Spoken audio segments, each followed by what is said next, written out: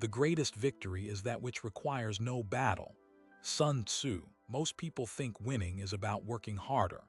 They believe that if they just put in more hours, grind more relentlessly, they'll eventually achieve their goals.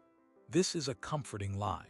It allows them to feel like they're in control, that their effort directly translates to success. But the truth is, the world doesn't reward effort alone. It rewards those who understand leverage. The difference between working harder and working smarter is the difference between pushing a boulder uphill and finding the perfect fulcrum to move it with minimal force. We are not interested in the former. We are interested in exploiting asymmetries.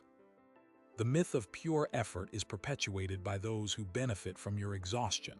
Think about it. Who profits from the idea that hard work is the only key? Employers who demand endless overtime, gurus who sell productivity courses, and a culture that constantly glorifies the hustle. They want you trapped in the cycle of endless toil, never questioning the system itself.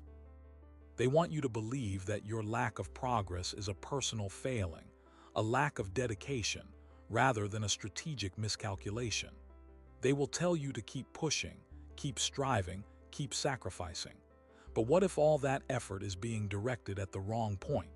What if you're expending 10 times the energy to achieve 1/10 of the results? True power comes from understanding where to apply force most effectively. It's about identifying the critical points, the pressure valves, the leverage points that can unlock disproportionate outcomes. A lever doesn't magically create energy. It multiplies the energy you already possess. The key is finding the optimal placement, the point where even a small input can trigger a cascade of effects. This requires observation, analysis, and a willingness to challenge conventional wisdom. It means questioning the assumptions that everyone else takes for granted. It requires seeing the system, not just the individual tasks. It's not about brute force, it's about strategic precision. Those who rely solely on effort are like chess players who move pieces randomly, hoping to stumble upon a winning combination. They're reacting, not planning. They're expending energy without direction. They are exhausting themselves while their opponents are calmly positioning themselves for the final checkmate. We, on the other hand, are interested in understanding the rules of the game, the patterns that dictate the outcome, and the specific points where we can exert maximum influence with minimal risk. We seek to control the board, not simply react to it. We aim to achieve victory not through sheer will, but through calculated precision. Forget the glorification of relentless hustle. Forget the myth that more hours equals more success. Focus instead on identifying the leverage points in your own life, in your own field, in your own game. Learn to see the system, understand the dynamics, and pinpoint the specific areas where your efforts will yield the greatest return. Stop pushing the boulder uphill. Find the fulcrum and move the world. The difference between a master and a beginner is not raw talent, it is the understanding of leverage. The winners know where to push. The losers just keep pushing. The psychology of strategic leverage is rooted in understanding not just the external landscape, but also the internal one. It requires a cold assessment of your own biases, your own emotional triggers, and your own limitations. Emotional investment blinds you to the strategic realities, turning you into a predictable player in a game you don't fully comprehend. Detachment, on the other hand, allows you to see the board clearly, to anticipate your opponent's moves, and to exploit their weaknesses without being swayed by sentiment. This isn't about being emotionless, but about controlling your emotions, using them as data points rather than as drivers of your decisions. Consider the chess player who becomes enraged after losing a piece.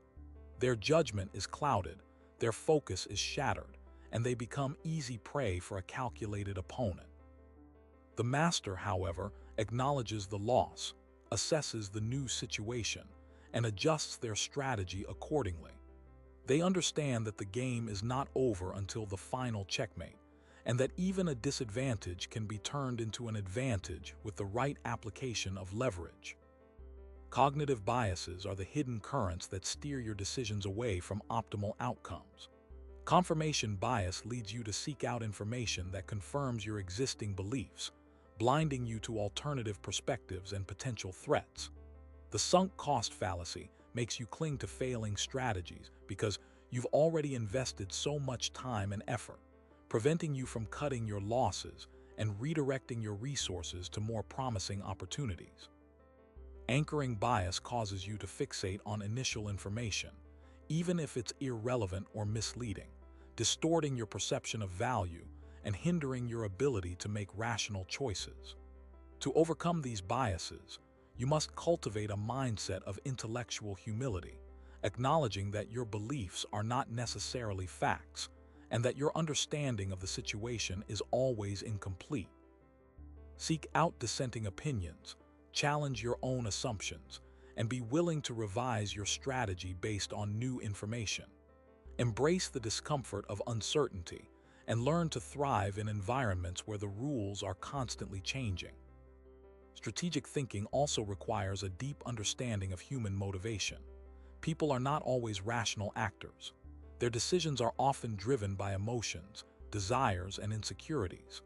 Understanding these underlying motivations allows you to predict their behavior, to influence their choices, and to create situations where their interests align with your own. Consider the negotiator who understands the other party's hidden agenda, their unspoken needs, and their underlying fears. They can use this knowledge to craft a deal that satisfies their own objectives while also addressing the other party's concerns, creating a win-win scenario that is more likely to endure. Conversely, the negotiator who ignores these underlying motivations is likely to encounter resistance, to create resentment, and to ultimately fail to achieve their goals. The ability to read people, to understand their motivations, and to anticipate their reactions is a crucial element of strategic leverage. Furthermore, the effective use of leverage requires a willingness to delay gratification. It means sacrificing short-term gains for long-term benefits, resisting the temptation to take the easy path, and focusing on the ultimate objective, even when the immediate rewards are small or non-existent. The investor who understands the power of compounding interest is willing to forego immediate consumption in order to build wealth over time. The entrepreneur who invests in building a strong brand, even when it means sacrificing short-term profits, is laying the foundation for long-term success. The athlete who dedicates themselves to rigorous training, even when it's painful and exhausting, is increasing their chances of winning in the long run. Strategic leverage is not about instant gratification. It's about delayed gratification, about building a foundation for future success, about patiently positioning yourself for the final checkmate. Self-awareness is paramount. Understand your strengths and weaknesses, your biases and blind spots. Know what you are good at and what you are not. Delegate tasks that are not your strengths to others and focus on activities where you can exert the greatest influence. Surround yourself with people who complement your skills, who challenge your assumptions, and who provide you with honest feedback. Build a team of diverse perspectives and create a culture of open communication where everyone feels comfortable sharing their ideas, even if they contradict the prevailing wisdom. Strategic leverage is not a solitary pursuit. It's a collaborative effort, a collective intelligence that is greater than the sum of its parts. Understand what internal resources you are operating with and find ways to either mitigate weak points or delegate those efforts to others. The final piece of the puzzle is resilience. The path to strategic leverage is not always smooth. You will encounter setbacks, failures, and unexpected challenges. Learn from your mistakes, adapt to changing circumstances, and never give up on your ultimate objective. The chess player who loses a game analyzes their mistakes, identifies areas for improvement, and uses that knowledge to prepare for the next match. The entrepreneur who experiences a business failure learns from their errors, pivots their strategy, and launches a new venture. The scientist who faces repeated rejections of their research perseveres, refines their approach, and eventually makes a breakthrough discovery. Resilience is not about avoiding failure. It's about embracing failure as a learning opportunity, about bouncing back from adversity, and about continuing to move forward even when the odds are stacked against you. Strategic leverage is not a guarantee of success, but it is a powerful tool for increasing your chances of achieving your goals. Now, consider a scenario ripped straight from the annals of corporate warfare: the attempted hostile takeover. A smaller company, let's call them Innovate, has developed a revolutionary technology that threatens the market share of a much larger, established corporation. Goliath Corp. Goliath Corp could simply acquire Innovate outright, but they see Innovate's valuation as unreasonably high. They decide instead to launch a hostile takeover, attempting to buy enough shares directly from Innovate's shareholders to gain control of the company. Goliath Corp has vastly superior financial resources and decades of experience in navigating the complexities of mergers and acquisitions. On the surface, it seems like Innovate is facing an insurmountable challenge. They are outgunned, outmanned, and seemingly outmaneuvered. However, Innovate possesses a crucial advantage. They understand the strategic leverage points in this particular battle, and they're willing to exploit them ruthlessly. Innovate's first move is to identify their weaknesses. They know they can't match Goliath Corp's financial firepower, so they can't win a bidding war. They also know that Goliath Corp has a reputation for aggressive cost-cutting and a bureaucratic culture that stifles innovation. Recognizing these weak points, Innovate's leadership team develops a multi-pronged strategy centered around exploiting Goliath Corp's vulnerabilities.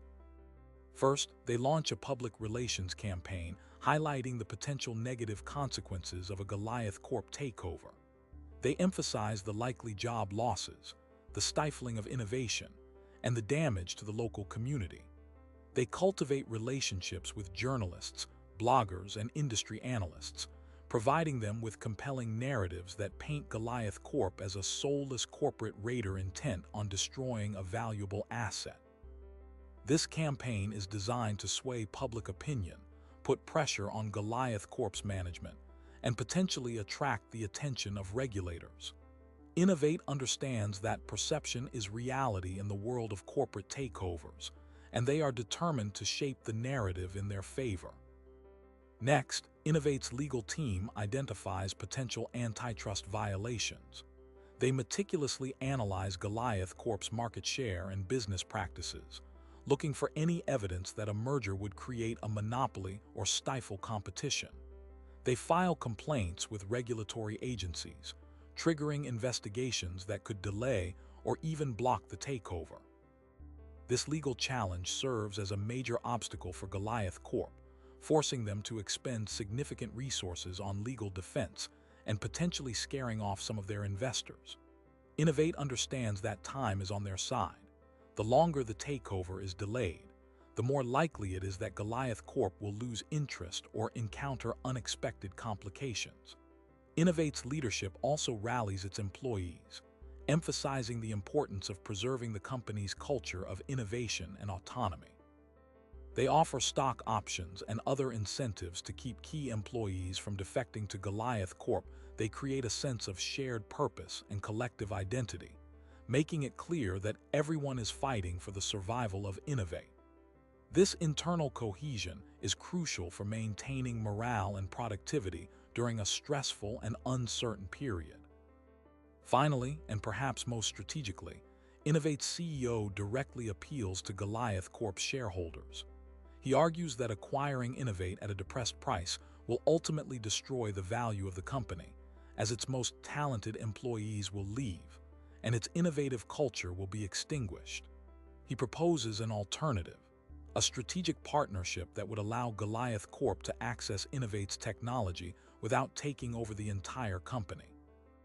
This partnership would create value for both companies and avoid the negative consequences of a hostile takeover. He frames it not as a desperate plea, but as the most logical and profitable course of action. This direct appeal to shareholders is a calculated gamble. Innovate's CEO is betting that some of Goliath Corp's investors will be receptive to his arguments, particularly those who are concerned about long-term value creation and the potential risks of a hostile takeover. It plants seeds of doubt within Goliath Corp's shareholder base, creating internal divisions and potentially undermining their support for the takeover. Ultimately, Goliath Corp abandons its hostile takeover attempt. The combination of public pressure, regulatory scrutiny, internal resistance, and shareholder skepticism proves to be too much. Innovate successfully defends its independence, not by matching Goliath Corp's financial strength, but by strategically exploiting its weaknesses and leveraging its own strengths. Innovate's victory is a testament to the power of strategic thinking. They understood the dynamics of the situation, identified the key leverage points, and developed a comprehensive plan to exploit them. They didn't try to fight Goliath Corp on its own terms. They redefined the battlefield and fought on terrain where they had the advantage. They understood the importance of perception, the power of legal challenges, the value of internal cohesion, and the influence of shareholder sentiment. Innovate successfully navigated a seemingly impossible situation because they understood strategic leverage. They understood that even the smallest David can defeat the largest Goliath, provided they know where to aim their stone. The most common failure is the failure to see the trap being laid. The weak focus on immediate threats, on the surface-level actions of their opponents, without considering the deeper game being played. They react to each move as an isolated event, failing to recognize the patterns, the subtle shifts in power, the deliberate manipulation of the environment. They are like chess pieces blindly following their programmed moves, unaware that they are being guided into a carefully constructed checkmate. The trap is not always obvious. It is often disguised as an opportunity, a tempting shortcut, a seemingly advantageous position. It preys on weaknesses, greed, fear, impatience, ego. It lures the victim into a false sense of security, only to spring shut at the most vulnerable moment. To avoid the trap, one must cultivate a detached perspective, an ability to see the situation from multiple angles. It requires a deep understanding of human psychology, the ability to anticipate the opponent's moves, and the discipline to resist immediate gratification in favor of long-term advantage. Fools rush in where angels fear to tread, not because of bravery but because of blindness. They see only the potential reward, ignoring the hidden risks, the unseen dangers lurking beneath the surface. They overestimate their own abilities and underestimate the cunning of their opponents. Their ego blinds them to the possibility of failure, making them reckless and impulsive. The trap is often baited with precisely what the victim desires most. It could be money, power, recognition, revenge. Whatever it is used to cloud their judgment, to make them abandon their principles, to compromise their integrity. Once they take the bait, they are caught. The trap closes, and they find themselves in a situation from which there is no easy escape. The weak struggle, they panic, they make desperate attempts to break free, but their efforts only tighten the noose. They become prisoners of their own desires, victims of their own weaknesses. The strategic player, on the other hand, approaches every situation with caution and skepticism.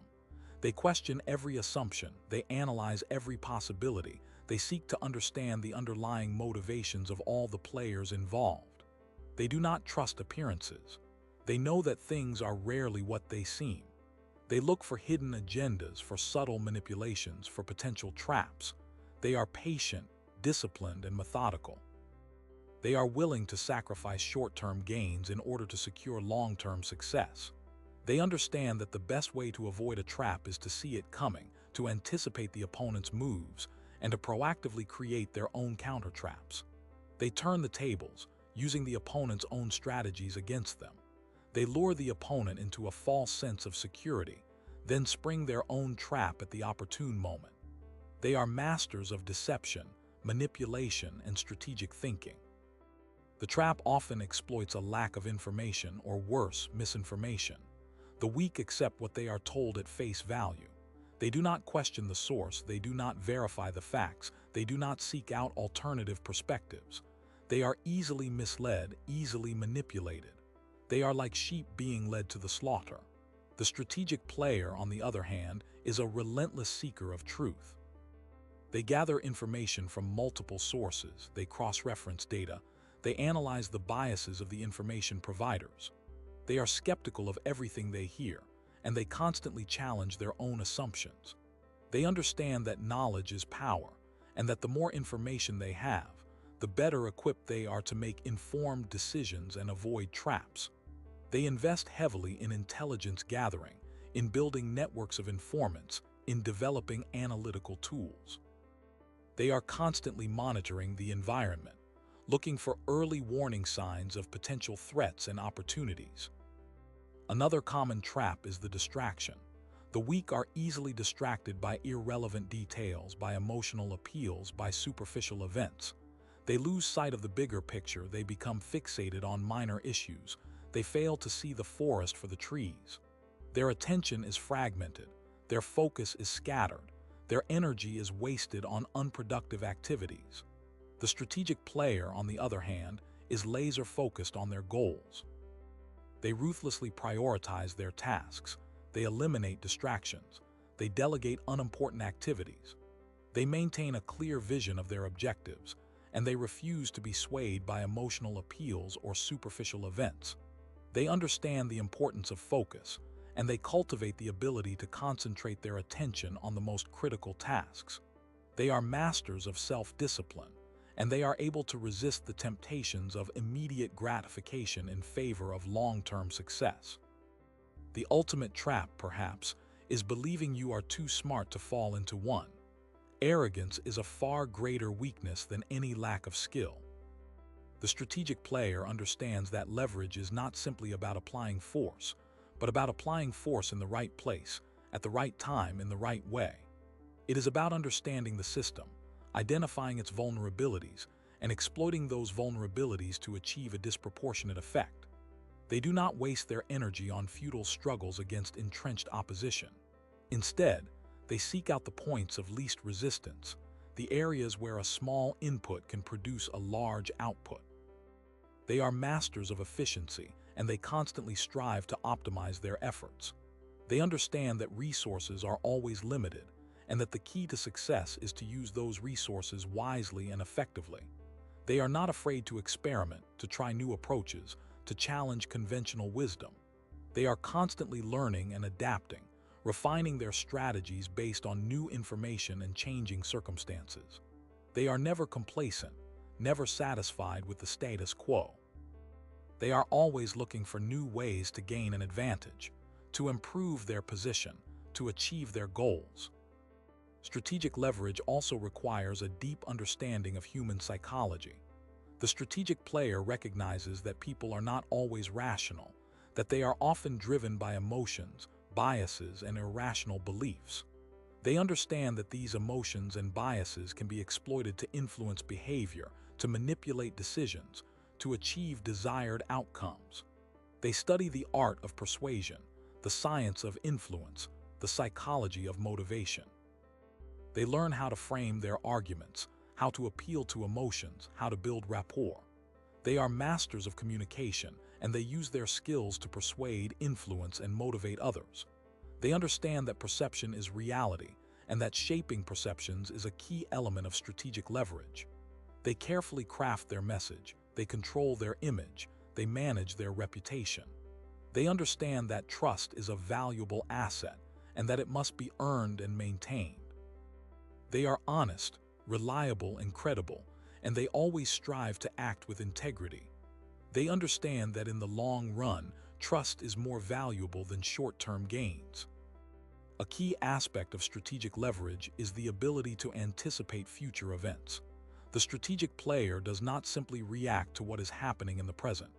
They are constantly thinking ahead, trying to predict what will happen in the future and planning accordingly. They study trends, they analyze data, they consult with experts. They develop scenarios, they model outcomes, they assess risks. They understand that the future is uncertain, but that it is possible to reduce that uncertainty by gathering information, analyzing trends, and developing contingency plans.